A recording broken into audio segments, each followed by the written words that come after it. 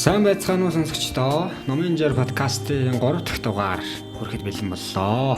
3 дахь дугаартаа бид бүхэн Arvis Publishing-ийн хамтрагч, Unread-ийн хамтран үүсгэн байгуулагч, орчуулагч Батцаая буюу Закийг урьад байна. За Зак, өдрийн мэнд хүргэе. За өдрийн мэнд хүргэе. Подкастта урьж оролцуулж байгаад маш их баярлалаа. За баярлалаа. Өнөөдөр бид хоёр Зак битааж орчуулсан Elie Wiesel гэдэг хүний намдарчилсан бүтээл шин хэмээх бүтээлийг одоо ярилцахаар сонгож авсан.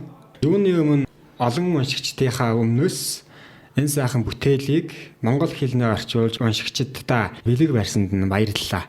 За маш их баярлалаа. Ямар ч үсэн энэ ном бол бас миний хувьд нэлээд утга учиртай гэх юм уу тийм ном. Тэгээд монгол хэл дээр гараад баг одоо арай жил болоог байна. Тэгээ бас нэлээд дажгүй хүмүүс бас айгүй гайгүй хүлээж авсанд бол их баяртай байгаа. Би номоо унших гад 2 3 номын дэлгүүрээр ороод хайгаад болдгоо. Ганцаа ном байгаа юу гэсэн чинь нэг ширхэг хүн өгөхгүй тэр хүн аваагүй байгаа. Тэрийг чи авчих гээд. Тэгээд авч уншсан. Тэгэхээр дахиж хэвлэхэл үлдээд ах шиг байж тийм ээ. Тий, одоо яг шүн бол дуусаад баг 2 3 сар болж байна. Тийм, тэгээд дахиж хэвлэнэ гэд бас амжихгүй байгаа. Бас жижиг сажиг алдаануудтай засах тийм нэг жижиг сажиг юм түүх бас ажилтаа байгаа. Тэгэхээр тэрийг хийх гээд. Гэхдээ удахгүй ямар ч үсэн хэвлэгдчих баг. Яагаад ер нь орчуулахаар болов? Энэ хизэнээс эхэлсэн ажил бай тээ. За шүн гэж номыг орчуулъя гэж бол ер нь яг үннийг хэлэхэд одоо баг 10 жил болчихлоо. 10 жил одоо дотроо тээж явсан л зүйл болчиход байна л та тий. Яг хамгийн анх бол би 2009 онд тэгэхэд бол би одоо оюутан хэврээ байсан. Тэгээд багшийн дэдийн хажуутлын хуучин номын дэлгүүрүүд дотор яг би ерөнхийдөө ном цуглуулах тиймэрхүү унших сонирхол бас өндөртэй. Тийм учраас ном сонирхол явж исэн. Ерөөсөө ямар ч тийм нэг учиргүй зориг байхгүй. Тэгж явж байгаад зүгээр л хямдхан 2500 бараг тухай байсан мөнгөндөө л тааруулсан баг. Гэхдээ би бас яг нөгөө хэл мэлээ сайжруулъя гэж ирсэн учраас ерөнхийдөө англи ном бас нэлээд уншихыг хичээдэг болцсон байсан үе. Тийм тэгээд яг хуучин номын дэлгүүр дотор англи ихээрээ 2500 төгрөг гэж байж исэн. Тэгээд айгүй тийм юм бодоогүй л авцсан ном. Тэгээд аваад уншаад нэлээд тийм тухайн үедээ одоо шок гэх нь хайшин те бас нэлээд бодолд оруулж исэн ном. Тэгээ энэ номыг бас монгол хэл дээр орчуулад хүмүүст хүргүүл бас уулна хэрэгтэй байна да гэж тухайн үед бас дотроо бодоод тэгээ тэрнээс ч хойш орчуулах гэж бас их л цагийг тууллаа та. Ер нь бол яг хэвлэгдэж гарсан нь болохоор 18 оны 4 сар гэхээр чинь ер нь бол анх уншсан цагаас хойш 9 жилийн дараа яг монгол хэл дээр албан ёсны эрхтэйгээр гарсан гэсэн. Маш урт хугацаад болсон байна шүү. Маш урт хугацаад болсон. Одоо дунд нь яг үнийг хэлэхэд эхлээд уншичаад орчуулж эхлээд тэрийг өөрөө голоод хаяад тэгснээр дараа нь 12 онд Америк явчаад би Америк явахдаа ягаад ч энэ номыг бас авч явсан байдгийг. Тийм тэгээд юу бодож авч явсан юм бас мэдгүй. Тэгээд тэнд очичоод дахиж эхлээд тэгээд бас нэг тал хавцаанд нүргээд хаяад тэгээд буцаж ирээд 14 15 онд ахиж нэг барьж агаад за энэ одоо бас арайчтэй тий. Тэгээд яг тэр үед болохоор Arvis Publishing-аар дамжуулаад албан ёсны эрхийг аваад тэгээ эрхийг авна гэдэг чинь бас өөртөө юм нэг юу зоож ийн гэсэн үг. Заавал дуусах хэрэгтэй гэдэг нэг юм босго бий болгож байгаа. Ягаад тэгэхээр нөгөө нэг албан ёсны эрх чинь заавал жилийн дотор хэвлэх хэрэгтэй, жил хагасны дотор хэвлэх хэрэгтэй гэсэн шаардлага тавьдаг.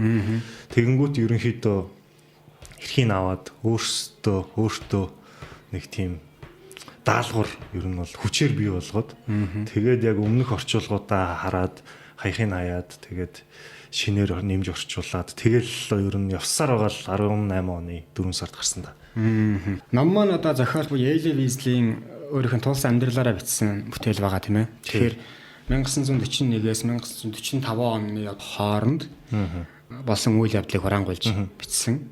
Хоёулаа үйл явдлаар нь таймлоод 1941 он цэгээд хотод Elie Wiesel-ийн аавынх нь ураг удмынхан тэр Унгарын одоо Сэгэд гэдэг жижигхэн хотод байж агаад тэндээс 4 5 шорон дамжаад тэгээ хамгийн сүүлд Америк нэгдсэн улсын цэргүүд ирээд тэр хамгийн том шоронгоос нь ингэж хөлөөлж байсан тэр хүртэл нэг юм үйл явдлыг ойлоос үйл явдалтай нь дүгнээд яриад явах нь зөв болов уу гэж бодож лээ л да тийм ээ. Тэгээ тэгж байх юм. Эхний нөгөө он буюу 1941 оноос 42 оны хооронд болж байгаа үйл явдлыг ярих уу?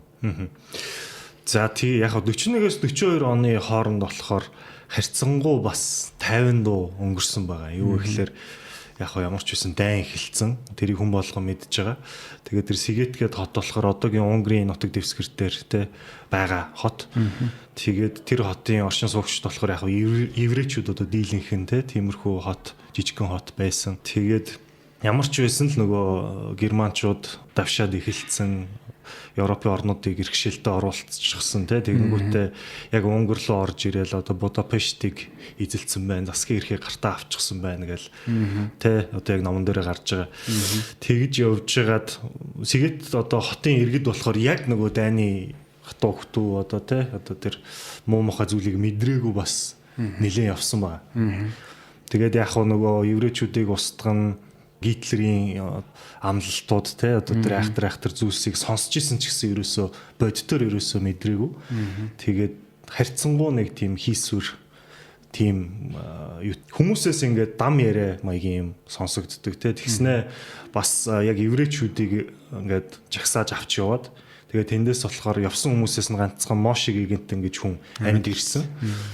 Тэгээд тэр Моше Гигантен болохоор ерөөсөө яг болсон үйл явдлыг яриад одоо яг авчирсан хүмүүсийг нүх ухуулж байгааг бүгднийг зогсоож байгаад буудсан тий. Ерөөсөө өөрсдийнх нь усан нүх рүү өөрсдийг нь буудаж хийж исэн. Гэт яг тэр тухай яриад анхааруулсан ч гэсэн ерөөсөө нөгөө бодит байдлыг мэдэхгүй байсан учраас ер нь одоо итгэхгүйгээр хүлээж аваад тий тоохгүй энэ нөхөр солиорчиж гэсэн байдлаар хандж исэн байна. Тэгээд тэгж явж байгаад 1942 он болоод тэгээ яг одоо нөгөө хот руу Сигет гэж хот руу одоо Германы цэргүүд СС-ийнхэн орж ирсэн байна. Тэгээд СС-ийнхэн орж ирэнгүүтээ еврей айлуудад бас ингэж офицерууд нь тарж одоо байрших болоод тэгээ анхны сэтгэл болохоор германчууд болохоор маш юу юм байна. Найрсаг яг хэдийгээр ингээд найзрахад авахгүй ч гэсэн те ямар ч байсан ингээд шууд ингэж барьж авч зодоод л одоо юу гэдэг харгислаад байхгүй ер нь офицерууд нь айгүй анх бол эхлээд айгүй юу дайлж тайлгаал тий бас их дажгүй тэгж хандж исэн байгаа. Тэгээд анхны сэтгэл бол тийм ч муу уул нь байгаагүй. Тэгээ байж исэн чинь яг ерөнхийдөө кинонууд дээр ч гэсэн гардаг та нөгөө гар дээр нь яг еврей нөгөө нэг 6 онцгттэй зөрсөн гурвалжин яг тэр тэмдгийг зүүлгээд тэгээ яг нөгөө тусад нь ингээд одоо гетто буюу нөгөө тус гарлсан дүүрэг гаргаад бүх еврейчүүдийг яг тэр дүүрэг рүүгээ ингэж хийгээд тэ нүүлгээд 41-с 42 онд бол ерөнхийдөө болсон гол үйл явдлууд бол ийм байна. За би 42-оос 43 онд болсон үйл явдлыг бас таймлаад ярьчих. Энэ хооронд бол үйл явдал төдийлөн их гардгүй. Аянд гарч байгаа хамгийн чухал зүйл нь юу гэхээс тэр үхлийн савраас амьд гараад ам тэмцэн байж ирсэн Шаша Гигантент хүмүүс итгээгүй нэг тийм игнэлтэй тийм ээ. Ягаад тэр яг буудуулаад тэр чинь асар олон зүйл даваад ирж яхад өөрөө хөлөндөө буудуулаад тэгээд үхсэн гэж ерөнхийдөө германчууд бодоод тэгээд хаяа явцсан. Тий. Тэгээд тэр 42-43 оны хооронд нэг чухал зүйл нь Эли Везел болохоор өдөр нь талмууд гэдэг одоо судар үздэг байсан. Тэр нь болохоор еврейн шашны одоо уламжлалыг түүхийг харуулсан Библи тий үздэг. Шинэ нь болохоор Капала буюу одоо еврейн шашны одоо хуучин гэрэн дээр үндэслэсэн юм сургаал үздэг байсан. Яагаад нэг дурдж юм гэхээр номын төгсгөлд тэгэрч хүн сүүлд нь 45 онд яаж хүрж байгааг нэг эсрэгцлийг ярих гэдэг учраас энэ хооронд хэсгийг яриа гэж бодоод байгаа юм. Ийм үйл явдал болоод тэгээ 44 он гардаг. Тэгээд 43 оноос 44 оны хооронд нэг төдийлөн бас үйл явдал болдгоо нэг ийм хэвийн яг л нөгөө урдын хашиг байж байгаад 44 оны хавар яг жинхэнэ бужгийн том үйл явдал болж эхэлдэг тийм ээ. Тэгээ энд болохоор Германы цэргүүд Унгарын нутаг дэвсгэрт одоо нэвтрэн орж ирдэг нэг юм үйл явцсан болд гэж тийм ээ. Тэгээ эндээс эхлээд гал тэргээр ачаад тэр эхний шоронд хүргэж байгаа тэр үйл явцыг нэг томлоод ярих уу цаг. Тэрнээс цааш дараагийн шоронд би яриад ингээ хэлээ. Тэгээд яг тэр үед болохоор нөгөө Германы айрам ялагдах нь ерөнхийдөө ойлгомжтой болсон тий. Тэгээд зүгээр цаг хугацааны асуудал гэж ер нь бол хүмүүс ярьцгаадаг болцсон. Тэгээд одоо бол баг бид нэр айх аюулгүй болж ах шиг байна. Тэгээд нөгөө одоо юу гэх юм дайм болж байгаа ч гэсэн одоо Гитлер бол үнэхээр тэр ярьжсэн алан устгана гэдэг амлалтандаа бараг хүрч чадахгүй нь ойлгомжтой болчлоо. Угаасаа ялагдах нь тодорхой болчлоо. Ялагдах гэж байгаа хүмүүс одоо тим юм хийх шаардлага ч юу ах вдэ. Одоо нэг тиймэрхүү хандлагатай хүмүүс бас нэлээд тайван тим байжгаад.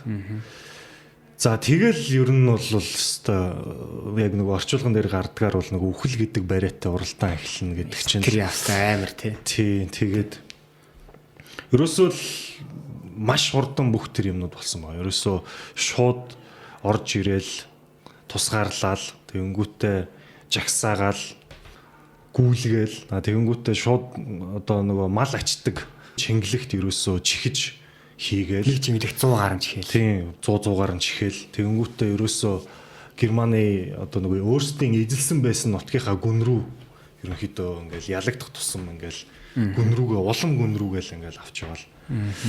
Тэгээд тэр дондор ч бас амар юмнууд их гард юм аа. Одоо тэгэл согсоогоороо хүн унтаж чаддаг те. Тэгэл одоо юу гэдэг нэг зүсэм талхны төлөө хүмүүс яаж хуурж гин те. Үнэхээр хүний мөн чанар гэдэг юм ер нь яг юу юм бэ те. Эцсийн дүндээ ингээл аав ээж гэдэг ойлголт хүртэл сүултээ юу лээ те.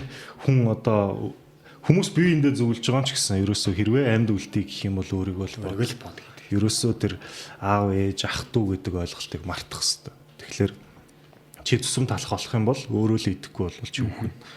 Тэ? Тэгээд яг одоо талах булаацалтаад аавыгаа зодож алж байгаа хүүхэд тэ одоо тэгэл цаашлаад яг нөгөө нэг хорих лагертаа очихор чинь ерөөсөө нөгөө жоохон хүүхдүүдийг харгалзагч хийлэгдэг германчууд чинь те тэгэнгүүт тэдэнд бол илүү их хоржомтой л байдаг юм байна л те. Тэгэхээр ер нь бол их айхтар дүр зургууд гарандаа тэгээ манай одоо зохиогч Эли Уизл хүртэл ерөөсөө энэ яг зүйлтэй тэмцэлцээр байгаа л яг энэ номны төгсгөл ирдэг. Гэхдээ хамгийн төгсгөлтөр бас хэрхэн дуустгийг бол шууд яриад яхав те. Гэхдээ ямар ч байсан ерөөсөө эхнээсээ ахуулаад яг өөрийн ихтгэл үнэмшил хүн чанар тэгээд гэр бүл ерөөсөө нөгөө эрэгтэй эмэгтэйгээр нь шууд салгаад аваа явчихж байгаа. Тэгэл яг тэг салгаж авах явах яг тэр мөчөд л ерөөсөө өөрийнхөө ээж, эгч, дүү тэ тэднийг хамгийн сүүлийн удаа харсан. Тэрнээс хойш ахиж хизээч хараагүй. Тэгээд аавтайгаа цуг хойлохна ирчүүдтэй цуг тусдаа ингэ явсан байгаа. Тэгэл аавтайгаа цуг яг бие бинийгээ чирээл яг үнэхээр ихтгэл үнэмшилтэйгээ тулалцсаар байгаа л 45 болно доо. Тэгээд энэ дунд гарч байгаа нэг сонирхол татсан буюу уншигчдад анхаараасаа гэж миний хүссэн зүйл юу гэхээр жижиг нэг тусгаарлах хэсэг хийгээд нэг тусахнаас нь авч явахын өмнө бүгд нэг төвшөнд очтгоо шүү дээ. Эд хөрөнгө нийгмийн гарал угсаа нийгэмд нөлөөтэй нөлөөгүй огт хамаагүй зөвхөн хүнээ гих хүнээс бол яг ингээд материаллог болон одоо ихтгэл үнэмшилтэй эсвэл нийгмийн нэг зүгээр үүсгэсэн тэр нэг өрөөсгөл маягийн одоо үзэлх юм уу те одоо стереотип гэж ярьдаг шүү дээ. Тим зүйлийг ингээд хүчээр байхгүй болгочгоор хүмүүс бол хоорондоо яг ижилхэн гэдэг нь тэнцээ гарч байгаа юм л та. Ерөөсөө тэр гарал ухсаа ямар байна? Эрэгтэй байна уу, эмэгтэй байна уу, баян байна уу, ядуу байна уу, улс төрч байсан уу, эсвэл зүгээр нэг одоо мэдхгүй лам байсан уу? Хоорондоо ямар ч ялгаа байхгүй. Үхлийн өмнө бүгд тий яг үхлийн өмнө хоол хүнсний өмнө тий талхны өмнө бүгдээрээ яг ижилхэн аав байна уу, хүү байна уу, огт хамаагүй болж. Тэгээ энэ дээр нэг сони юм Аушвиц гэдэг нөгөө хамгийн анхны тэр хорих лагерт очиод тэгээ явж хахад нэг юм өмнө хоригдож байсан нэг хоригдол хүүгээс асуудаг шүү дээ. Хүүг буюу одоо 15 настай байсан Эли Визлэс. Чи хэдтэй вэ? Би 15 таа. Үгүй чи 18 таа. Ааваас нь чи хэдтэй вэ? Би 50 таа гэж үгүй чи 40 таа. Ааваас нь 40 таа гэж би анхаарал жилээд байдаг шүү дээ. Тэр хүний нэгтээ нэр нь гардаггүй. Тэгээд цохос ингээд дурдаад эхэлдэг. Тэр дүрэл аав хоёрыг үхлийн нэг юм дөнгнөөс мотлоод явуулсан юм уу гэж би анзаарсан. Тэр тэгээгөө байсан бол магадгүй за энэ насан туршаагүй юм байна. Нөгөө шатах цух руу аав нь 50 хүрсэн байна. Хөдөлмөрөх чадвармаа шууд одоо хороо гэдэг нэг юм аимшиг юм бол хөтлөх байсан гэж. Харин тий. Зүгээр л би 18 таа гэж одоо худлаа хэлж байгаа шүү дээ. Тэрнийхээ төлөө амьд үлдчихэж байгаа. Тэгээд тэр Аушвиц руу орж явахад хүү бас нэлэрхцэлт болдгоо шүү дээ. Яг ингээд жагсаагаараа явсаар хагаад тэр шатах цухар ороод өөхөх тавилан хүлээж байгаа. Тэрний оронд тогон цохиулаад устдаа тогон цохиулаад өөхье гэдэг сонголт байгаа даа. Тэгээд энд юу орж ирсэн гэхээр еврейчүүдийн нэг айх тэр үг юм биш. Тэрний юу гэхээр сэлэмний одоо хүзүүн дээр чинь хайрч байсан ч итгэл найдаараа бүү гэж. Еврейчүүдийн хувьд яг ингээд бүр амар би түүх мөхийн судалсан хүн бол биш. Гэхдээ ер нь бол яг бүр одоо манай эртний өмнөх одоо Иесусийн Христийн тооллоос өмнө гээд бүр ярих юм бол ерөөсөө айгүй их зовлон туулсан л ард түмэн байж таарад байгаа. Тэ одоо хамгийн анх Египтэд боол байсан, боолчууд байж хаад одоо нөгөө Мoses гэж нөхөр нөгөө далайг хоёр тийш нь болгож гатлан одоо ичид үзүүлдэг шүү дээ. Тэр бол яг домог. Гэхдээ яг тэр чинь бол 100% тэр үндэсний итгэл үнэмшилтэй холбоотой зүйл байгаа байхгүй. Одоо ч гэсэн одоо Израиль гээд орон байж гин эцсийн дүндээ итгэл үнэмшилтээр л бий болсон л орон байгаа байхгүй. Тэгэхээр бас яг энэ үндэсний гэх юм уу нэг давуу тал нь гэхэлэр үнэхээр яг тэр итгэл үнэмшлээ алдахын оронд баг үгснэн дээр гэдэг те бас асар тийм хатуу итгэл үнэмшил тэр чинь бол үнэхээр олон мянган жилийн туршид суусан зүйл болов. Тэгэл ер нь бол манай үнэхээр тэр яг нөгөө номдэр гардаг тийм зөрчилтөн дотроо тийм зөрчилтөн эсрэгцэл үүсдэгч гисэн тэ бас яг шууд нэг тийм сэтгэл хөдлөлөөрөө ч юм уу бас үйлдэл хийдэггүй шүү дээ. Шууд үсрээд орчдгоо.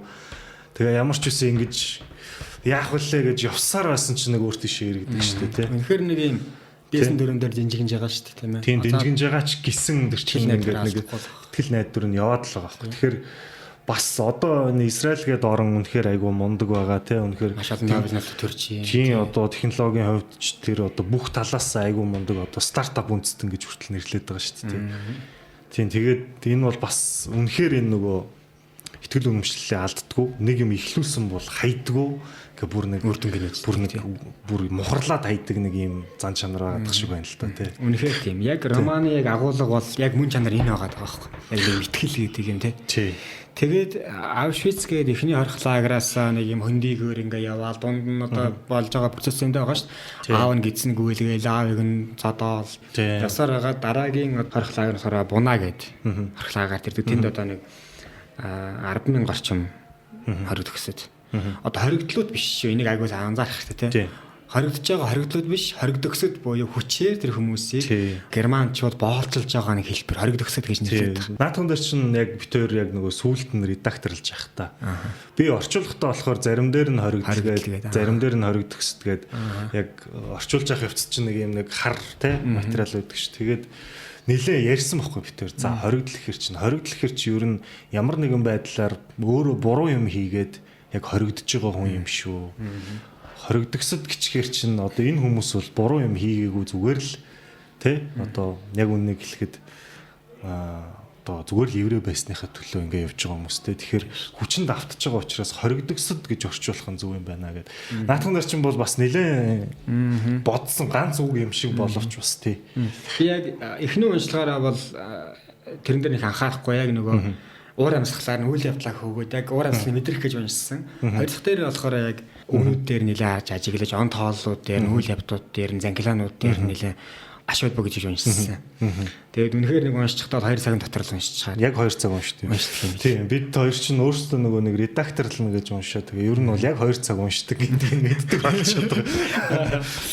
Тэгээд бунаа гэд тэр харгалаагарт ирж байгаа нь тэр нь тэр яг нөгөө туслах дөрөв зөндөө байгаа л та. Тэр хоёрын бүхнийг ярих юм бол битэрийн цаг угаасаа амжихгүй. Тэгээд бас эн чинь зохиолчийн одоо ирэх гэж байна.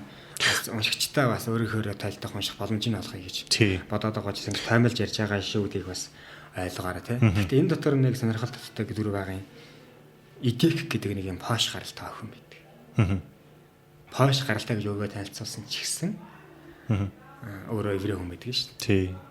Тэгээ сүүл нөгөө Парис богоон таардаг. Энэ дүрийн тухай нэг энэ одоо бас их сонирхолтой дүрлэлтэй одоо яагаад заавал яг тухайн охиныг оруулсан гэдг нь бас их сонир. Зөвхөн мэдээж тэр дунд өчнөө л хүмүүс байсан байж таараа тийм. Тэгээд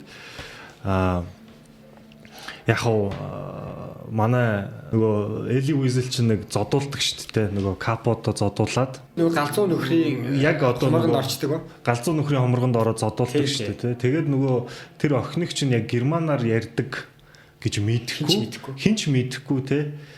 Тийм байсан чинь яг нөгөө манай хүн зодуулаад тэгээд яг ингээд зодуулчаад яг өөх гээд байжсэн чинь яг нөгөө германаар те жоохон тисчих гээд одоо магадгүй тэр үнэхээр манай одоо яг энэ гол дүрийн маань тасрах гэдсэн ихтгэл найдварыг эргээж бас оч хайж өгсөн учраас тэр дүрийг заавал оруулж өгсөн юм болов тий. Ихтгэл найдвараа битгийгээ өнөөдрийн хорслоо маргааш твч хийж байгаа шүү дээ. Айх тэр үг байгаа байхгүй тэр тий. Тийм учраас л энэ дүрийг тодтогож ярих гэж хүсэж байгаа юм. Тэр бол үнэхээр яг гол зорилго нь бол үнэхээр тэр алдраад байсан итгэл. Ягаад тэгэхээр ерөөсөө итгэл нь баг л өдөр болгон алдрах нь яах шүү дээ. Тийм юм яваад байгаа байхгүй. Тэр бол бас их нарийн тийм нюанстай дүр юм шиг. Тий. Тэгээд энд нэг шахал юм нь 1941 он, 42 он, 43 онд Эли Уизл бол бурханд маш их итгэдэг.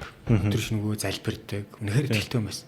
А яг энэ 44 он буюу энэ Буна орох лагерт байхад баг өөрөө бурхнаасаа итгэл үншлээсээ илүү хүчтэй болж эхэлж байгаа нэг юм дүр зураг гарч ирдэг шүү дээ. Миний амьд байгаа шалтгаан бол бурхан биш би өөрөө гэдэг нэг тийм юм бий болж байгаа юм л та. Гэхдээ тэрийг бол үнэхээр бас буруутгах аргагүй. Яг бид нар өөрсдөө ийм юмыг туулж үтсэн биш те. Гэхдээ тэр бол үнэхээр зарим талаар бас их сонир шүү дээ. Одоо жишээлбэл буддын шашин ингээд ярих юм бол буддын шашин чинь одоо тэнгэр дээр нэг тийм юм байхгүй. Нэг бурхан гэдэг нэг нөхөр байж байгаа биш. Ер нь хүн болгон өөрөө бурхан болох гэгэрэх боломжтой юм аа. Тэ? Бас нэг тийм юм байдаг шүү дээ, тэ. Тэгэхээр зарим талаар бол яг ямар өнцгөөс харахаас л болох баг. Зарим талаар бол үнэхээр тэгж байгаа нь зөв ч юм шиг одоо юу гэдэг одоо дорны байдлаар гэдэг юм уу зарим нэг шашны өнцгөөс харах юм бол яг одоо Христ гэдэг юм уу одоо эсвэл еврей шашны одоо өнцгөөс харах юм бол тэр чинь яг нөгөө Адам Ева хоёр яг би өөрөө мэдчихээн гэдэг нөгөө алин мэддэгтэй яг ижилхэн одоо тийм тэрслүү зүйл бас бий болж байгаа хэрэг. Тэгэхээр бас их сонирхол уншигч болгон яаж хүлээж авах нь бас их сонирхолтой л өнцгөлтэй. 44 оны сүүл буюу нэг Зулсарын баяр. Алсад нөгөө фронтын дэлбэрэлтийн жимээ сонсогддог болол тий. Тэр үед хөлн мэдээ алдаад идээлээд тий. Хагалгаа хийхгүй бол ер нь хөлөө тайруулах хэмжээнд байна гэдэг. Эмнэлэгт хэвтээд хагалгаа хийлгээ тэр 7 хоног. Тий. Тэгээд яг гарах үеэр Бунагаас Ливец гэдэг нэг шаран руу явахын өмнөх нэг үйл явдал байгаа шүү дээ. Явах уу байх уу. Яг тэрэн дээр нэг айх тэр юм аава хоёулаа хов цагаа ганцхан удаа сонгох боломж олдож штэ. Тий. Эмнэлэгт миний аав өвчтэйгээ тэдэд үлдэх боломж. Өгөөл эмнэлгээсээ гараад жагсаалд ороод дараагийн орох лагер руу явах. Тэр ягаад тэгэхээр нөгөө германчууд фронтууд дайн болоод өхөөд ирж байгаа учраас еврейчүүдийг улам Германыхаа гүн рүү авч явах тушаал гаргаад улам боолжлох гол хаш орон руу авч явах гэдэг байгаа шүү. Тий. Энэ үйл явдлын тухай айлаа нэг зогссон. Наад чинь бас л яг л хүн бас одоо юу гэдэг өөрийн хувь заяагаа нэг маш жижигхэн шийдвэрээр шийдэх тий одоо ер нь бол яг тэр үйл явдал аав нь амьд үлдэх магадгүй боломжтой байх байсан шийдвэр гэсэн. Тий. Яг тэгэхээр яг айсан гол шалтгаан нь за германчууд явах юм бол угаасаа л бидний бүгднийг буутчаад явах нь ойлгомжтой. Имлэгт байгаа энэ нөхдүүдийг зүгээр хаяад явбал гэж тий. Бид нар ямар ч хэрэггүй болцсон хүмүүс. Тэгэхээр явахын өмнө ер нь буутчих байх гээл олноо дагж байгаа шүү дээ тий. Тэгээд олноо дагснараа алдаа гэж хэлэхэд хэцүү.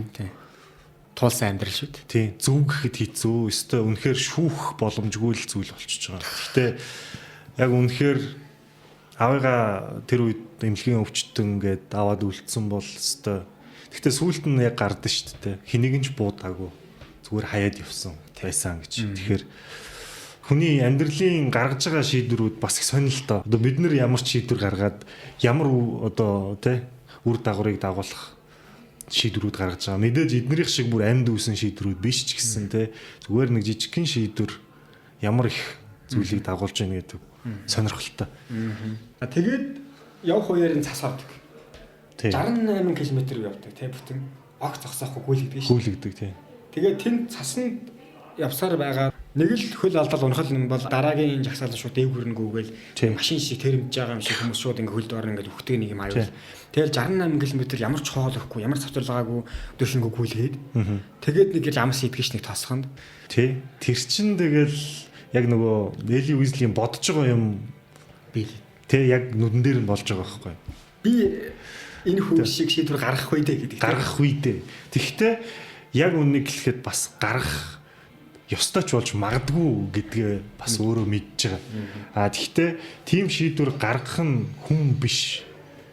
Тэ одоо эцэг хүү хоёрын тэр холбоос гэдэг зүйлийг үгүй болгох гээд байгаа.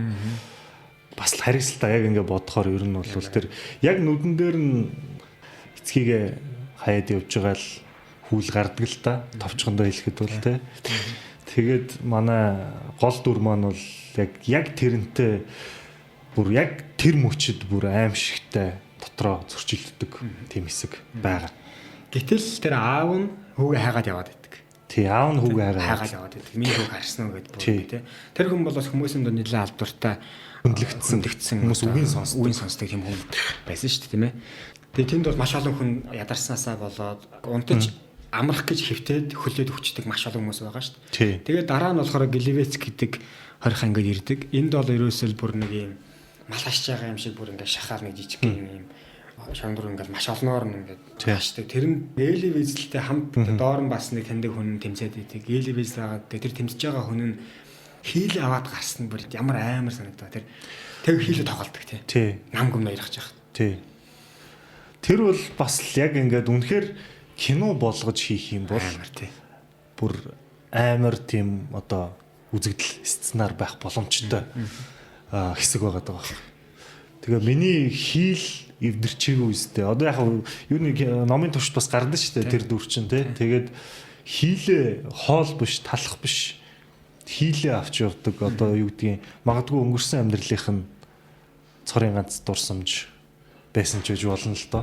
Тэгээ маргааш өглөө нь хийл нэвдэрсэн хөвчидэг шүү гიშгүүлсэн тий. Тэгэхээр энэ номыг гэхдээ кино болгохгүй байгаад би бас айгүй гайхав. Харин ч эсрэгээрээ би бол баярлаад.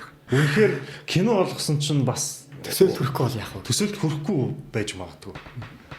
Яг юу л дээ эн чинь нөгөө нэг уншсан хүн болгон чинь нэг дотроо өөрийн гэсэн нэг төсөөлөл бий болгож уншиж байгаа шүү дээ. Өөрийн гэсэн нэг ертөнц бий болгож уншиж байгаа шүү дээ. Кино болгоод хийчих юм бол зөвхөн нэг хүний төсөөллөөр одоо үзүүлчих гээд байгаа байхгүй юу. Тухайн нэг найруулагчийн ч юм уу кино зохиолчийн. Тэгэхээр магадгүй тийм учраас ч аюул олон алдартай зохиолын кино нөгөө амжилттай болдгоо ч юм уу. Хүмүүс таалагддаг нь бас тийм учиртай л ах л та.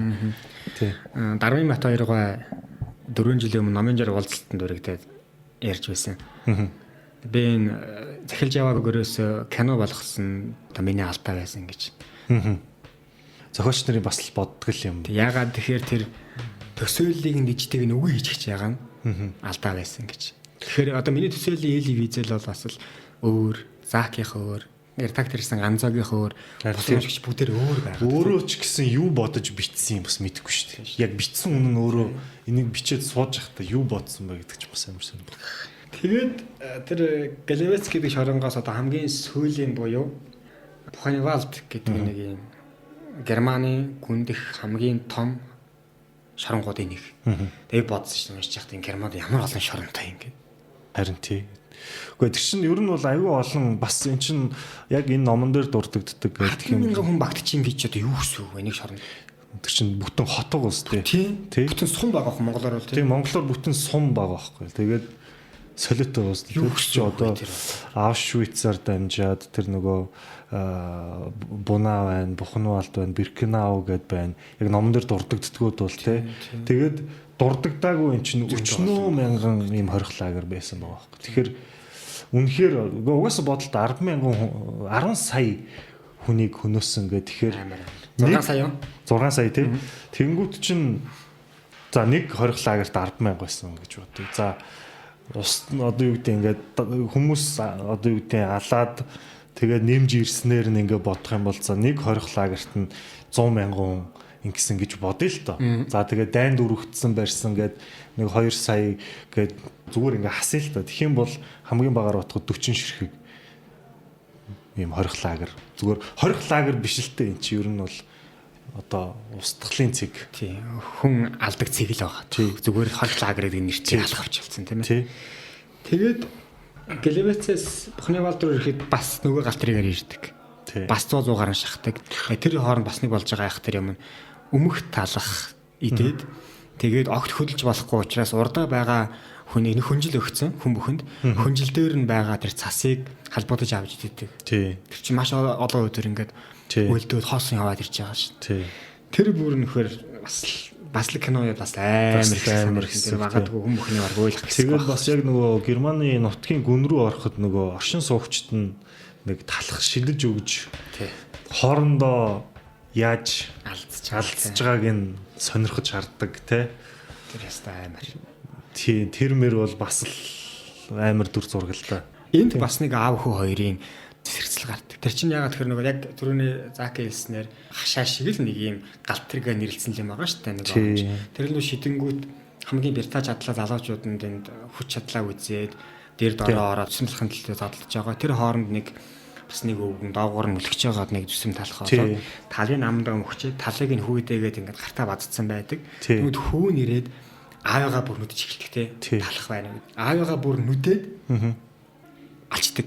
Тэгээд гарт нь байгаа талах нь авч идээд өөр талах байныг хайж яасан чинь нөгөө залуучууд аав хүү хоёр харангуудаа тэрэн дээр одоо аваараад бас хүүгэн зодод алчдаг. Тэгээд нэг хормын дараа аав хүү хоёр хоёулаа талахны төлөө ингээд өөр болчихдаг. Тэгэхээр аим санагдаж тэр 100 нь хэсгээр ингээд авч яваад байгаа ш тэр хүмүүс ч тий. Тэгээ хамгийн сүүлийн одоо Бухнавалд гэдэг Германы төсвөрийн одоо тэр шоронд одоо нэг чингэлэгт 100 хүн оруулсан бол буухта тухайн чингэлэгээс тэр Элевезлийн автагаас уусан чингэлэгээс 12 хүн бууж ирдэг. Тий. 88 хүн хөлтөж өгсөн талхны төлөө өрсөлдсөн байх нь ш. Тэгсэн гэсэн. Аим шигтэй. Бүр хэлэх юм баг. Тэр чинь яг нөгөө дунд нь зогсоод нэг хөлтөж өгсөн хүмүүсээ нэг шиддэг. Тий. Тэгээ бас аавыгаа нэг Элевезл бас ааваа сэрээрээ бүр цогтөг тий. Яг аавыг шидэх гээд байгаа ш. Шидэх гээд. Ягаад тэгэхээр тэр чинь нөгөө юм шахацлаад байгаа учраас тэнд хүн өвчл левел тэнд байгаа амьд байгаа хүмүүсийн хувьд бол завшаан болж өрөөд байгаа. Хүн чанарын бүр ямар амар тэрсэлтэй юм бэ? Ер нь бол одоо тэр яг бүхэг дотор, чингэлэг дотор хүн өөхөх юм бол өөрсдөд нь баяр хөөр төрж байгаа. Шахуу. Тэгээ бас шүн яг бас нэг шүнэн нөгөө Эли Уизл үлийг багалзуурддаг нэг тийш хэсэг гардаг шүү. Тийш. Хин гэдгийг мэддэггүй. Хизээч мэдээгүй. Тэгэхээр аав нь авардаг. Аав нь авардаг. Аав нь болон бас нэг танилахлагч. Тийм, танил нь авардаг. Тэр ахлагчийн харамсалтай нь бас хамт бууж ирдэггүй. 12 хүний бууж ирдэггүй тийм. Тэгээд за хамгийн сүүлийн тэр Бухневалд гээд шоронд ингээд ирдэг аав хоёр. Тэр чинь тэмцээр агаад ирж байгаа. Аян дээрээ бас л нөгөө нэг айхтар нөгөө шалгаруулалт гэдэг амар юм явдаг. Бас л нөгөө хүүтэн тэмцэл өлсгөлэн тэ үзэн ядвал хоолны төлөөх тэмцэл аяг кофений төлөөх тэмцэл. Энд нэг одоо энэ номыг уншиж агаад нөлөөс тулсан юм юу гэхээр аавда нэг кофе авчирч өгөөд. Аавда нэг аяг кофе халуун кофе авчирч өгөөд аав минь надад харж ирсэн тэр харцыг бол би зээш мартдаггүй маа гэж. Тэр бол бас л ер нь яг энэ номыг орчуулахад яг буулгахад бас айгүй хэцүү л байсан л та. Ер нь бол зүгээр яг нөгөө нэг зүгээр энгийн орчуулах шиг орчуулад гүвэдэж болдгоо. Яг үннийг хэлэхэд бол зарим хэсгүүд дээр яг одоо монгол хэлээр уншаад ойлгуулахын тулд бас тодорхой хэмжээгээр юм нэмсэн, хассан, одоо өөрөө төсөөлсөн хэсгүүд бол зөндөө байна. Тэгээд тэр хэсэг дээр би яг юу бодсон бэ гэхэлэр одоо ээж аваахаа ачиг хариулна гэж монголчууд айгүйх ярьдаг шүү дээ. Хөлийг нь очно гэж. Тийм, хөлийг нь очно гэж айгүйх ярьдаг шүү дээ. Тэгээд яг үннийг хэлэхэд яг нөгөө шүүдрийн туслаар зайж ханж өгөх гэдэг зүйл бол үнэхээр яг тэр хүн болгосон хүмүүсийн ачиг хариулна гэдэг бол үнэхээр айгүй хэцүү зүйл. Тэгэхдээ яг аав ээж нар ч гэдэг юм уу тэр хүмүүс одоо ачийг хариулах гээд ахаас илүүтэйгээр маш тийм жижигхэн юмн дээр баярлдаг юм болов. Тэ одоо яг тэр кофе гэдэг бол жижигхэн л зүйл ер нь бол. Тэгтээ магадгүй ганц аяга цай бариад очих нь одоо яг аавд ээжид эмээ өвөө нарт бас ямар мэдрэмж хүү гэдгийг бид нар бас мэдэхгүй байхгүй тий. Тэгэхээр яг тиймэрхүү зүйл бас төсөөлж орчуулахтаа буулгасан байгаа. Энд хамгийн сүүлийн шорон дээрээ аав нөхдөг нь маш харамсалтай тий. Маш олон зүйл хамтдаа даваад тэгээд энд аав нөгөө цусан суулгах гэдэг ийм өвчин тусдаг ш. Тэгдэг. Ус суухыг хүсээд байдаг, аман зангаад байдаг. Тэгтээ ус ууж болдгоо. Хүүт ус ууж. Тэгэл аав нөгөө ойрлож шарлал. Нэг удаа нөгөө гараа жагс гэж бүгдийн гараа чагсаадаг. Тэр үед өвчтнүүдийг болохоор үлдэх тийм одоо эрх гэдэг юм байдаг тий.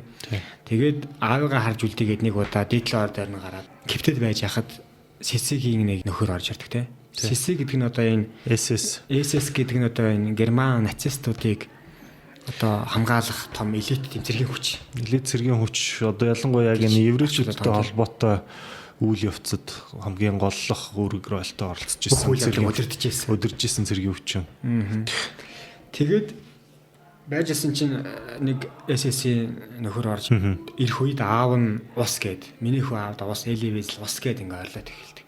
Тэгээд нөгөө орж ирсэн нөхөр анзаараад ирээд чимээгүй бол гэхээр чимээгүй болдгоо улам орлоод байдаг. Тэгээд борохоогоор мэдж эхэлдэг те. Тэгдэг. Тэгээ гарсныхан дараа харахад аавынх нь нүүрээр дүүрэн хатсан цус тархин одоо хагцмөрсөн байсан юм гэж. Тэгэж аав нь одоо таалд өгсөн. Өглөө босоход аав нь мэдээж байгаагүй, аавынх нь оронд өөр хүн байсан. Тэгэд мэдээж тэр өглөө аав маань цатаах цохор явсан байхаа. Гэтэ тэр хүртлээ амьд байсан байхаа гэж. Тий.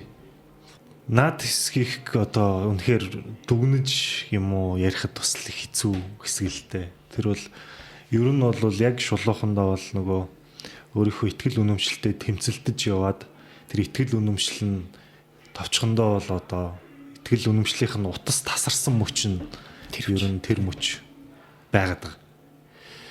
Тэгэд тэр цагаас хойш ерөнхийдөө бол өөрөө баг амьд хөтөл шиг болсон тий. Тэгж гардаг. Тэгээд энэ бол бас төсөөлөхөд болон яг ингээ боддоор ургуулад төсөөлөхөөр үнэхээр төсөөлж чадах. Би яах байсан бол гэхэлэр үнэхээр төсөөлж чадахгүй хэсэг байгаа юм л да. Гэхдээ хамгийн зөрчилдөөнтэй хэсэг нь болохоор Эли Уизл аврах гэж буудаггүй л байхгүй юу. Гэхдээ буух юм бол өөрөө бас үхэн. Буух юм бол өөрөө бас үхэн. Ерөөсөө хийж байгаа. Яг буруутах харахгүй яг мөчөд ирж байгаа байхгүй. Тийм тэгээд үйл явдал өнгөрөөд аав өнгөрсний дараа 20 ангид босгочд бий болдог те. Еврей босгочд. Тэгээд SS-ийн хооронд тулалдаан болоод SS-ийг ингээ зогтдог. Тэгээд өглөө 6 цагт Америк нэгдсэн улсын танк орж ирд. Ихний цовоо орж ирд. Тэр 20 анги бүрэн одоо чөлөөлөгдөж тэнд байсан бүх одоо хариу төгсөд эрхчлөөтэй болдог. Тэгдэг. Ингэснээр ер нь одоо ном маань төгсөж байгаа тий. Тэгээд нэг сүүлийн өгүүлбэрийг уншаад өччих гэж бодоод байна л да. Тэгээ маань нэр нөгөө хорих лагерыг чөлөөсний дараа хоол нь хорлогоод ороод 3 хоног имлэгтээд тэгдэг тий. Тэгээд гарсныхаа дараа ингэж арай дээрдс нэг өдөр бүх хүчээ шавхан босож эсрэг талын ханан дээрх тойлонд өөрийгөө харахаа зүтгэлээ. Гетод байсан цагаас хойш би тойлонд өөрийгөө нэг ч удаа харж байгаагүй юм байна гэж.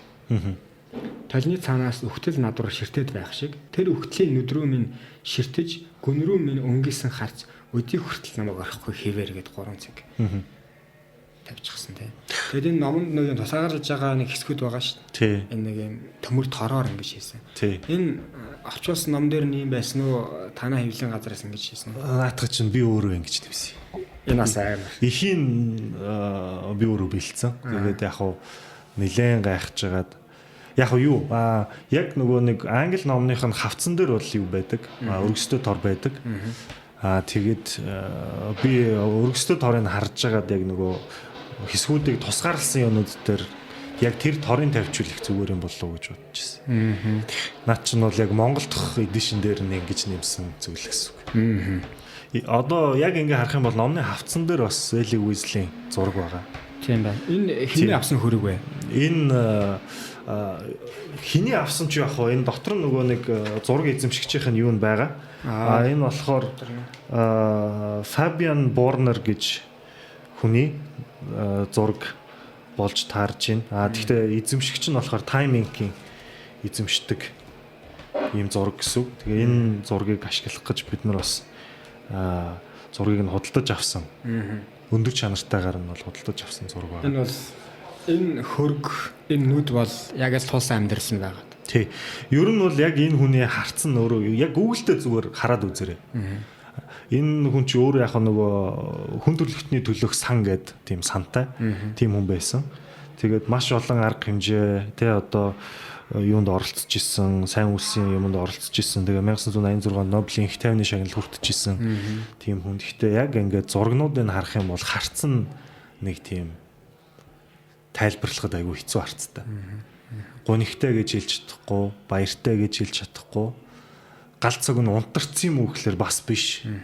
Нэг юм сонин харцтай. Тэгээ бид хэд номын хавцсан дээр бас яг төгсгөл дээр нугасаа харц гэдэг үг гардаг учраас тэр хүний нүд гэдэг юу гардаг учраас яг тэрийг нь одоо дөхүүлэх үз зургийг нь олох гэж бас хичээсэн л дээ. Ном маань тэгээд одоо энэ үйл явдал дуусны дараа буюу 10 жилийн дараа 1955 онд хэвлэгдээд 1986 онд одоо Нобелийн их тайвны шагнал авдаг. Тэгээд энэ ном болохоор 10 сая гаруй борлогдсон 30 хэлнээр орчуулагдсан. Монгол 30 нэгтгэн. Монгол 30 нэгтгэн. Тий. Заакта бас дахин л баярлалаа гэж хэлье. Ягаад баярлалаа. Бэйли Визлийн одоо хамгийн анхны бүтээлийг л монголчуудад өргөлөө шүү дээ. Тий, ер нь бол өөр яг Эли Визлийн ном байхгүй хаа. Энэ номны тухай Опра Винфри болон гэсэн баг. Энэ бол бүх хүн төрөлхтний заавал унших ёстой ном гэж. Тийм, би бас яг тэгж бодож ер нь монголчууд ч гэсэн заавал уншаад өнгөрөх ёстой гэж бодсны үндсэн дээр орчуулсан байгаа. Тийм, үнэхээр унших ёстой, тэгээ бодох ёстой, тодорхой хэмжээгээр сургамж авах ёстой ном гэж би өөртөө бодож байгаа. Тэгээд бас яг энэ нөгөө commentary гэж сэтгүүлийн хэлснээр бол одоо хүн төрөлхтөнд бичиж үлдээсэн баримт учраас одоо яг энэ бүтээлийг шүүмжлэх ямар ч боломжгүй маа гэдэг энэ үг бол одоо надад таалагддаг. Ягаад тэгэхээр яг үнийг хэлэхэд энэ түүхийг уншаад одоо би шүүмжлэх юм бэ? Тэ? Үнэхээр энэ амьдралыг хүний яг ингээд туулаад өнгөрцөн амьдралыг зүгээр үнэхээр сургамж болгож л хүлээж авна уу гэхээс биш. Ямар нэгэн өөрийн санал сэтгэгдэл дүгнэлт шүүмжийг гаргахад бол үнэхээр жуултгал юм шиг байна. Санагдаж байгаа юм л та. Сонсогчдоо бид хоёр бас та бүхэн нэлээд дэлгэрэнгүй ярьж өглөө. Үйл явдал нийт хураангуй ч гэсэн бүр нэлээд дэлгэрэнгүй ярьж өглөө. Цаг маань бас нэлээд явсан байна. Энийг бас ишлэмээр л байгаа юм л да. Нью-Йорк Таймс-ийн нэг онцлог байгаа, өгүүлбэр байгаа. Ийм зөвхөн хуудсанд ийм хүч агуулгадна гэж төсөөлж байсангүй гэж. Энд чинь Монгол төр ингээ харахаар нэг 115 хуудастай л ном байгаа байхгүй юу? Тий. Тэгэхээр хоёр сангийн дотор уншиж байгаа мөртлөө ийм одоо асар их хүч агуулгдсанд бол үнэхээр одоо мэдээж үндэстэн бүхний хийгээд хүн бүхний зовлон жаргал туулсан амьдрал мэдээж өөр. Тий.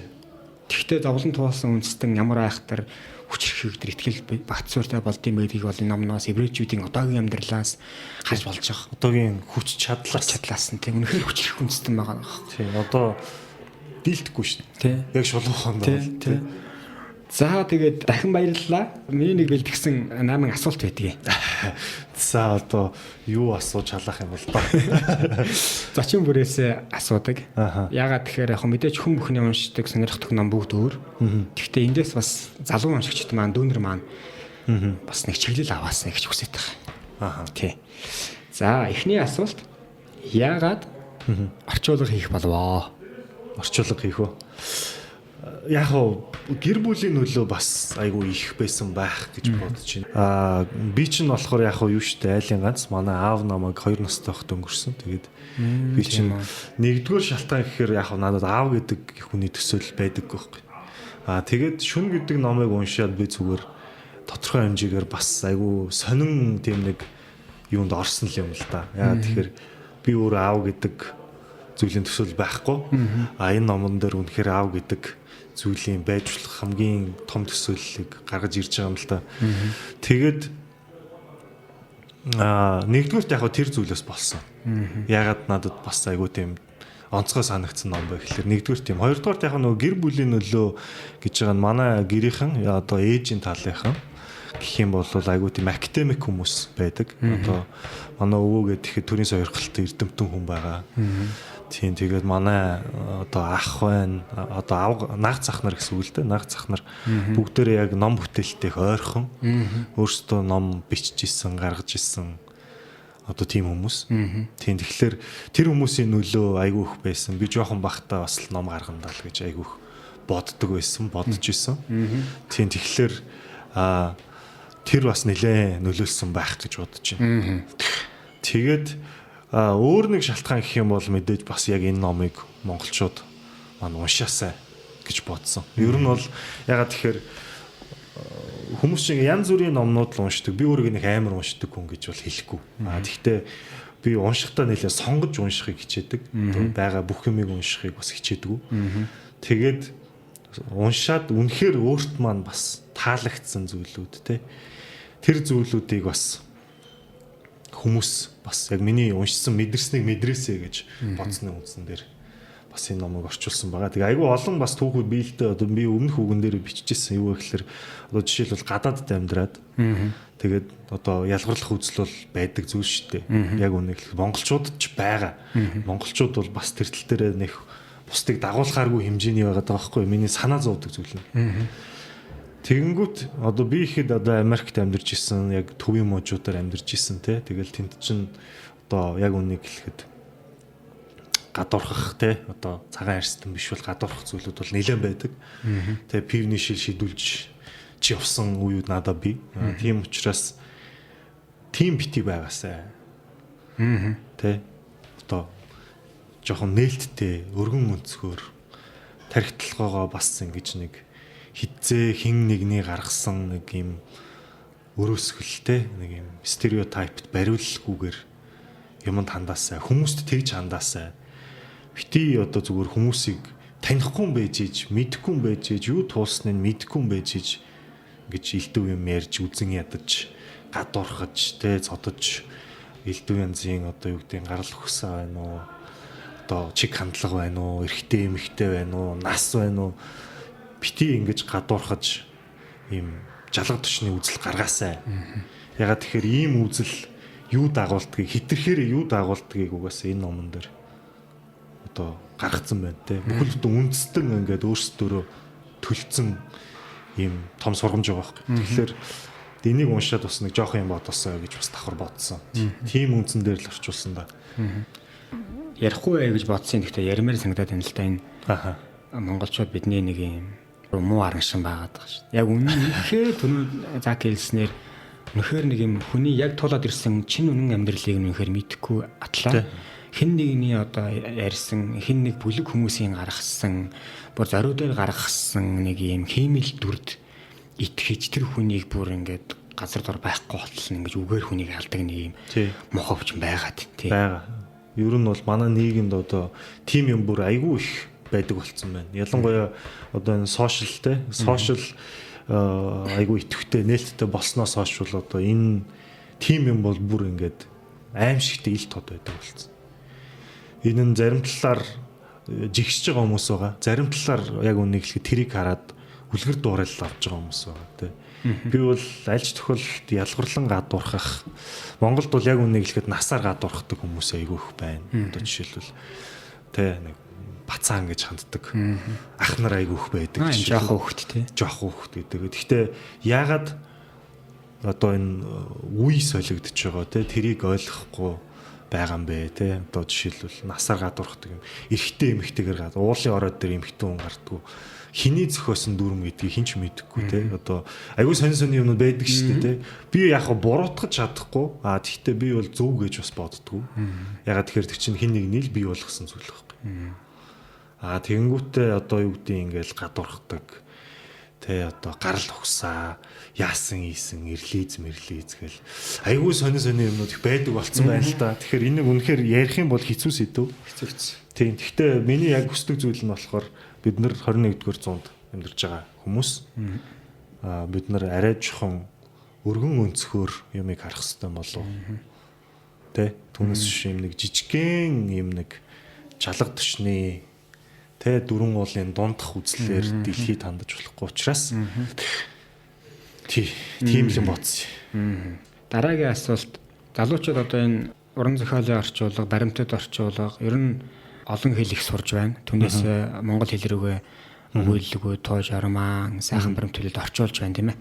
Тэгээ мэдээж энэ номыг орчуулахын тулд бүтэн 10 жилийг зарцуулсан хүний хувьд мэдээж ямар нэгэн туршлага хөндлөгдсөн баг. Тэгэхээр шинээр орчуулга хийх гэж байгаа бүтээл ном орчуулах гэж байгаа юм дүүнерд залуучуудад хандаж зөвлөгөө өгөөж. За ном орчуулах гэдэг бол бас ер нь амархан зүйл биш гэдгийг би яг биеэр ойлгосон л доо.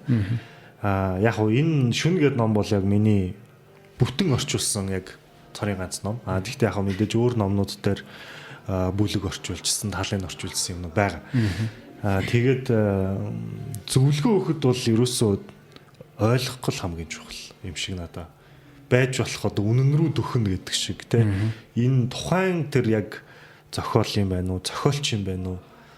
Тэр хүн яг хин бэ? Тэр хүн яг юу хэлэх гээдсэн юм бэ? Энэ зүйлийн гол утга санаа нь юу юм бэ? Одоо түүнээс зүгээр бичсэн үйлбэрийг шууд ингээд нэг модон буулгах нэг өөр. Яг тэрийг бүрэн ойлгоод Монгол хүн гэдэг талаасаа ойлгоод бичснийг нь буулгах биш яг тэр номных нь нэг тийм сүнс гэх юм уу те тэрийг яаж хадгалах вэ те тэр л ерөөсөө хамгийн чухал юм шиг санагдсан. Түүнээс биш яг хилтэй хүн болгон ямар нэг өгүүлбэрийг Монгол руу буулгаж ч юм уу чадна. Гэхдээ яг тэр зохиолын сүнсийг яг Монгол дээрээ бас авчирч чадж гин үү гэдэг айгүй чухал юм шиг. Тэгээд энэ шүнийг бол яг 10 жил гэж яриад байгаа гол шалтгаан нь ерөөсөө магадгүй тэр үеж магадгүй. Ягаа юу гэхэлэр би анх орчуулахдаа бол зүгээр яг үнийг хэлэхэд зүгээр л үг буулгаж ирсэн баг. Ерөөсөө тэрийг ойлгоогүй. Хоёр дахь удаага оролдохдоо яг арай дөхүүлсэн баг. Гурав дахь удаага оролдохдоо насны хувьд ч дөө үзэл бодлын хувьд ч гэдэг юм уу яг мэдээж энэ хүнийг гүйцэхгүй. Гэхдээ энэ хүний хэлж байгаа юмыг ядаж ойлгох хэмжээнд хүрсэн байсан болов. Тэгж бодож байна. За баярлалаа. Дараагийн асуулт үргэлж суралцдаг, уран зориг авдаг. Зохиолч, орчуулагчаа нэрлэвэл. Яруу найрагч байсан ч бол. Зохиолч, орчуулагч. За орчуулагч гэдэг юм бол яг үннийг хэлэхэд бол одоо манай гэрийнхэнгээ өмнө хэлсэн те. Би гэрийнхнаас бол айгүйх нөлөө авсан гэж бас боддог те. Одоо манай эмээ гэхэд багангийн багш хүн байсан. Бас сурахчиг ном юмнуудтай ойрхон те. Тэгэл өвөө эмээ дээр л өссөн хөлтэй би ер нь шулуухан хэлэхэд бол те. Тэгээд өвөө эмээгээсээ бол айгүйх юу авсан. Одоо манай өвөө ч гэсэн ном бичээ сууж байгаа. Одоо бол өөрийнхөө намтрыг бичиж байгаа гэдэг. Айгүй том тийм зориг өөртөө тавьсан сууж байгаа тийм. Тэгэнгүүт мэдээж хэрэг одоо гэрийнхнаас айгүйх юу авч байна. Тэгээд бас хамтран зүтгэж байгаа одоо ганзуугаасаа бас айгүйх урам зориг аавна. Тийм ягаад тэгэхээр хамтдаа бас ном орчуулга гаргаа явж байгаа гих тийм эн чинь бас бие бинийгээ тодорхой хэмжээгээр хурцлан урам өгөн заримдаа муухай аашлна. Тийм эн чинь бас юм л болж байгаа юм л та. Тэгэхээр ганзуугаасаа бас айгүйх авч байна. Тэгээд зохиолч гэдэг юм бол яг одоо Монгол зохиолч гэх нь хаашийн. Гэхдээ надад нөгөө Чингис хааны нууц түүхс айгүйх таалагддаг. Сардгийн жаргал сайхан. Тийм жаргал сайхан. Тийм. Надад яг үнийг хэлэхэд яг өөр өнцгөөс харах гэж хичээсэн зүйлүүд зохиолч нар л айгүйх таалагддаг. Тийм. Тэгээд Чингис хааны түүхийг бол монголчууд бүгдээрээ л мэднэ. Бүгдээрээ л нууц товчон уншсан. Гэхдээ Чингис хааны нууц түүх бол айгүй өөр өнцгөөс гарах гэж хичээсэн юм болов гэж надад санагддаг. Тэрнэр бол товчхондоо Чингис хааныг бол одоо биеийн чадлаар биш тэ яаж тэр ухаан зарим талаар яг үнийг хэлэхэд харгис тэ яаж тэгжсэн бэ айгүй сонирхолтой өнцөг байдаг. Тэгээд өөр гэх юм бол би яг сүулт нэг ном уншаад байгаа нэг зохиолч Кон Игүүлтэн гэдэг Английн зохиолч. Тэр хүн болохоор яг нөгөө historical fiction буюу одоо түүхэн уран зохиолууд бичдэг. Тийм хүн байгаад байгаа. Тэгээд одоо яг Ромын эзэнт гүрний тухай, Монголын эзэнт гүрний тухай, тэнгуүтээ нөгөө Английн яг дундад зууны үеийн тухай гэдэг ийм цурал зохиолууд айгүйх бичиж байгаа. Тэгээд тэр хүний зохиолыг ялангуяа Монголын түүхтэй холбоотой одоо Conqueror series байлдан дагуулагч цуврал гэх юм уу. Тэр нь болохоор бас айгүй өөр өнцгөөс гаргасан. Яг Монголын түүхийг. Яг ингээд Монголын түүх яваад байгаа юм шиг боловч зарим талаар ингээд яг нөгөө кино байдаг шүү дээ. Одоо Game of Thrones одоо гараад эхэлсэн. Яг тэрэн шиг нэг юм айгүй сонирн болгож бичсэн. Тэр бас айгүй таалагдаад байгаа. Ер нь сүүлийн үед. За. Залуусын ноён санд байвал зохих 3 номыг нэрлэв. Наад чинь бас хэцүү асуулт байгаа маа. Юу гэхэлэр яг ийм ном гэж нэрлэхэд бас хэцүү юм. Гэхдээ яг хоо миний шууд хэлэх ном гэдэг юм бол Ороогүй сүм илтүүд байгаа. Яг тэгэхээр энэ ном надад аюух таалагддаг. Яагаад гэдгийг би мэдэхгүй. Ер нь бол манай найзууд баг бүгдээрээ мэдэндээ Ороогүй сүмийг би кино болгоно гэж мэдэхгүй одоо зүгээр мөрөдөл таалагддаг. Энэ ном бол байх хэрэгтэй болов гэж бас боддог. Тэгээд өөр нэг ном гэдэг юм бол Эс Эрдэнэгүй зан назар роман байдаг шүү дээ. Тэр надад бас аюух таалагддаг. Тэр одоо тайлбарлахад бас хэцүү юм да. Урт түүхтэй урт дээрээ болно. Гэхдээ тэр бас айгүй гоё ном юм болов. Тийм тэгээд яг гадаад номнууд зөндөө байж болно. Тэрийг бол орхичих би зүгээр 3 монгол ном л нэрлэчих. Тэгээд дараагийнх нь болохоор зүрхний хилэн. Жэбруугаан тий. Энэ 3-ыг ер нь нэрлэх хэрэгтэй болов гэж бодлоо.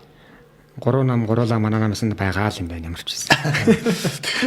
Угаасаа бас мондөг зохиолууд л та тий. Одоо Төдөөгаа нэг ярилцлаганда ингэж ярьсан байдаг. Энэ Ороогүй сүмийг уншигчид уншаад өөрийнхөө дүгнж явах шиг байна. Зарим нь шашны өгөөс гисэн гэж байна. Зарим нь жар үдсэн ламаас зовлон үдсэн чавганц дээр гэж байна гэдэг илдвэр дүгнсэн байна. Энэ номыг би яах гэж бичсэн гэхээр оюун ухаан өөрөө, оюун санаа өөрөө ороогүй юм шүү гэдгийг л харуулахыг хүссэн гэж. Захиалчийн тэр зорилго, уншигчийн ойлгож авч байгаа хоёр өөр агаад байгаа. Өөрөө. Би бол яг тэр Ороогүй сүмийг би бол нэлээд олон удаа уншсан. Тэгээд санаж гэцэлтэй. Би дүгэн яг үнийг хэлэхэд би дүгнэлт хэлж чадахгүй тэр ном дээр. Үнэхээр. Анх бол яг хөө тэгэл энэ шашныг үүсгэсэн юм байна. Анх уншихдаа тэгж бодож исэн баг. Дараагийн удаа бол яг уншингуудаа өөрөө бас шашныг их мундаг судалсан хүн байх шүү гэж бодож исэн баг. Тэгээд би хамгийн сүүлд гэх юм бол 18 онд уншсан. Тэгээд би яг унш дуусчаад юу гэж хэлэхээ бас сайн мэдээгүй. Тий. За баярлалаа. Түрүүн сонголтын тухай ном сонгож уншдаг гэж ярьсан. Тэгсэн. Хэрхэн сонгож уншдаг вэ? За наад чинь бас их сони. Ер нь бол нөгөө нэг өмнө хэлснээр нөгөө арай өөр өнцгөөс гарах гэж хичээсэн гэдэг юмн дээр бас нэлээд анхаардаг. Хоёрдугаарт бол сүүлийн үед яг үнийг хэлэхэд би нөгөө баримтат номнууд айгүй их уншдаг байжгаад ер нь баримтат номнууд сүүлдээ хүнийг жоохон залхаад юм байна. Ягаад тэгэхээр дандаа л нэг яаж хэрхэн тэ юуг гэл нэг ийм л сэдв тойроод эргэлдээд хар чи хүн чинь бас нэг тийм сонир сэтгэхээ болчдөг юм шиг байна л да. Тэгээ би сүүлийн үед бол яг уран зохиолууд айгүйх барьж авч байгаа. Тий. За, ном уншдаг арга барил. Одоо хүн бүхэнд нэг өөр арга барил байдаг юм шиг байгаа. Тий. Арга барил гэхээр одоо яг хэлэхэд айгүй хэцүү. Номоосоо бас хамаарна шүү дээ. Номноосоо хамаарна. Зарим номнууд бол үнэхээр бүр яаж зүтгээд явдгүй номнууд бас байдаг тий. Яг үнийг хэлэхэд бүр ингээд уншаад явдгүй номнууд. Зарим номнууд бол бүр ингээд салж чадахгүй байдаг номнууд байдаг. Миний хувьд бол яг өдөр болгон л нэг жоохон явуулаад ахыг л хичээд.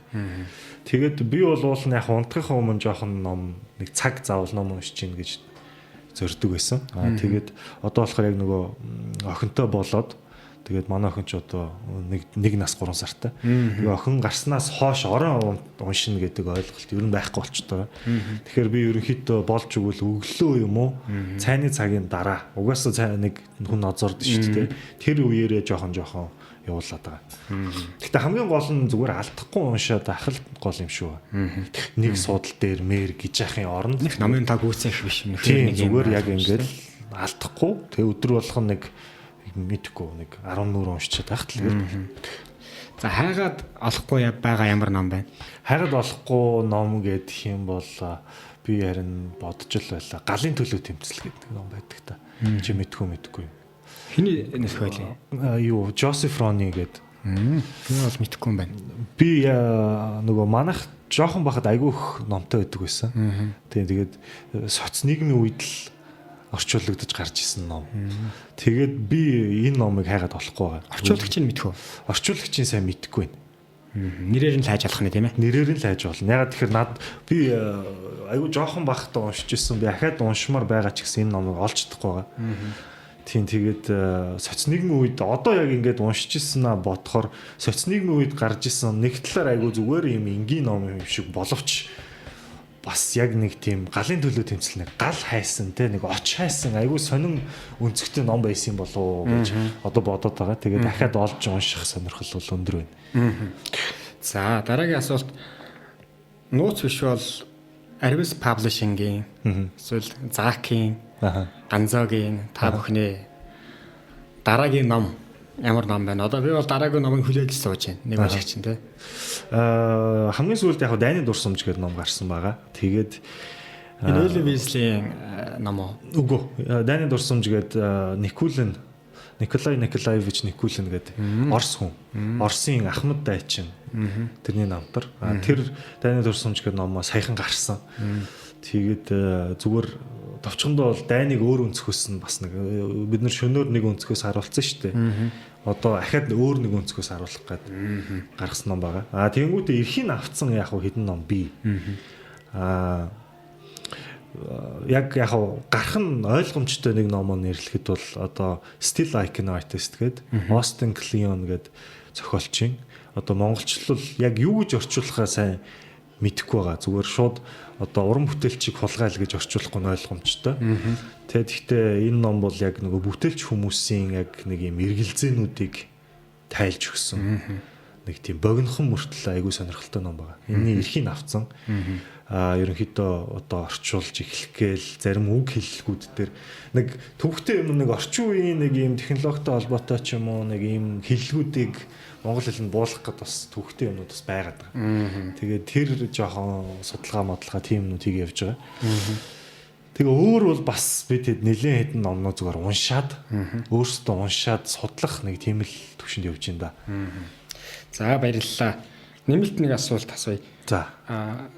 Номын жор подкастаар урьж одоо ярилцах зочин юм уу эсвэл ном орчуулагч санал болгол яг үнэ хэлэхэд нөгөө ороогүй сүм гэж хэлснээр ороогүй сүмийн тухай бас яг дэлгэрэнгүй гоё яриулах гоё юм уу гэж бодлоо. Хэн байх нь хамаагүй. Хоёлаа ярьж үзэх юм уу?